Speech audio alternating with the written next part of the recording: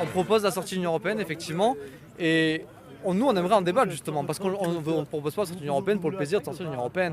Derrière, nous, on propose une réforme de la Constitution, une réforme des structures de l'État, une réforme de la société, et nous, on explique que pour faire toutes ces réformes-là, on a besoin de sortir de l'Union européenne. Et d'ailleurs, c'est que maintenant, d'autres partis y arrivent. La France Insoumise sous-entend, même si elle ne le veut pas, qu'elle a besoin aussi de sortir de l'Union européenne, au moins de changer les traités pour le faire.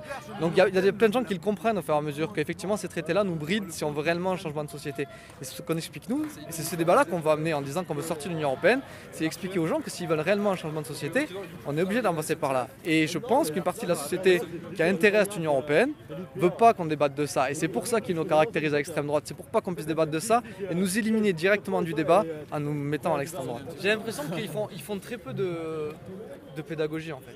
Ils amènent les gens dans la rue, on fait une ou deux manifs et puis... Moi j'ai vu très peu de... D'ailleurs on le voit et je trouve ça assez aberrant qu'il y ait de la musique aussi forte dans une manifestation. C'est ce que tu disais. C'est ce que tu disais.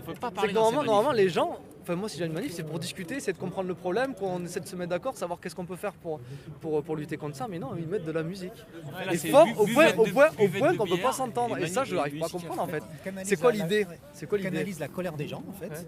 Du coup ça canalise la colère, une fois qu'ils ont fait leur manifestation, bah après voilà, colère canalisée, après on rentre chez soi et c'est terminé. Nous on veut défendre les services publics et c'est l'Union européenne qui nous impose la destruction par l'article 106. Donc on vous invite à regarder ce fameux article 106 qui impose la destruction des services publics, mais pas que la SNCF, c'est avec ça encore, mais c'est tous les services publics.